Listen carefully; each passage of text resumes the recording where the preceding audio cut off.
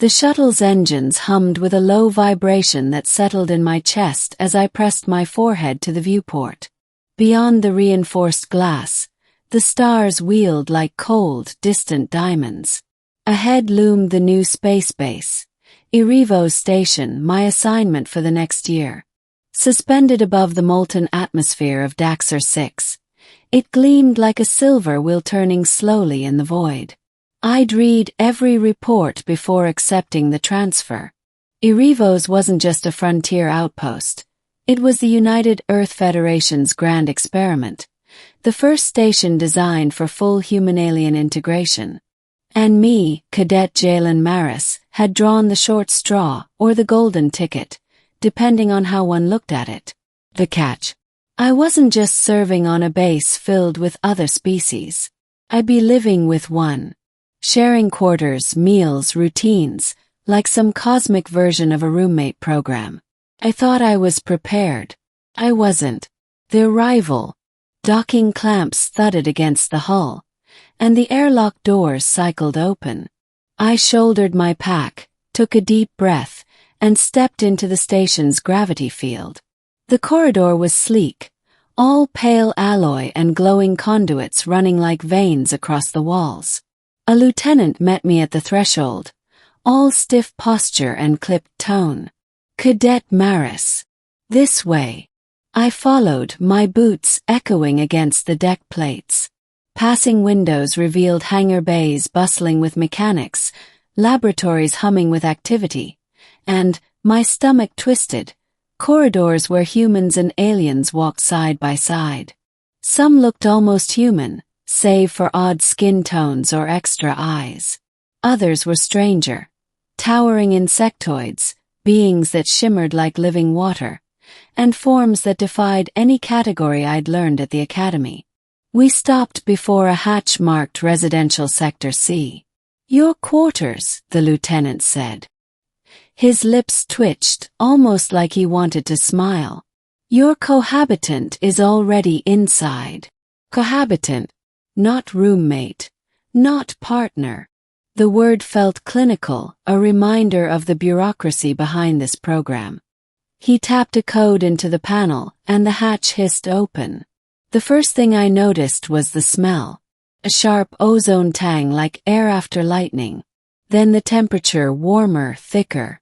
The lights glowed with a faint blue tint, calibrated to some spectrum I didn't recognize. And then I saw him. Meeting Cole. He was tall, easily 7 feet. His frame lean but strong, skin a pale silver that seemed to catch the light and hold it. 4 arms hung at his sides, each ending in long, dexterous fingers. His head was narrow-ridged, with 2 deep-set eyes that glowed faintly violet. He regarded me with calm intensity, then spoke in perfect, lightly accented standard. You are Cadet Jalen Maris. It wasn't a question. I nodded, clutching my pack tighter. Yeah. And you are? I am Karel of the Vadran. This unit will be shared between us. You will sleep on that side. He gestured with one elegant arm toward a bunk opposite his own. We will coordinate schedules. It is efficient. Efficient. My first impression. He was formal, maybe cold. But I caught something in his eyes. Curiosity, maybe even caution. I set down my pack, trying to appear calm. Guess we're in this together. He tilted his head. Yes, together. First impressions. The quarters were functional. 2 bunks, 2 workstations, a shared washroom. The alien touches were subtle. Control panels with extra symbols, environmental regulators adjusting the air. Karel moved with precise, almost mechanical grace, rearranging his belongings. Crystalline tools, thin metallic tablets, a strange orb that pulsed with soft light. I tried unpacking my own things, but couldn't shake the weight of his presence. He moved silently, but when his eyes landed on me, I felt seen in a way I couldn't explain. Finally I blurted, So, Why'd you volunteer for this? He paused, turning toward me. Because understanding demands proximity. Words alone are not enough. Living teaches more. It was the most human answer I could imagine, and yet delivered with such alien poise. That night, lying in my bunk, I listened to the soft hum of the station and Carel's measured breathing. I wondered if he thought of me as strange as I thought of him. The first day's challenges. Morning, if you could call it that on a station orbiting a gas giant, began with orientation. Carel walked beside me to the mess hall, drawing stares from other humans. Some looked curious, others wary. A few openly whispered. The mess itself was surreal, a vast chamber with food stations designed for multiple species. I watched as Carel selected his meal, a shimmering gel that seemed alive, shifting colors as he carried it. I tried not to gag. He noticed. You judge by appearance. Yet this sustains me, as your grain cakes sustain you. Perhaps one day you will taste. I forced a smile. Maybe. After breakfast, we reported to the command deck for duty assignments. My job, systems monitoring, keeping watch on power grids and life support. Carel's xenobiology research, analyzing alien flora samples from Daxter 6. Our roles barely overlapped, but integration was the whole point. We'd debrief each other daily. By midday, I was buried in code readouts when an alarm blared. Power fluctuations rippled across the grid. I swore under my breath, rerouting conduits, but the system buckled.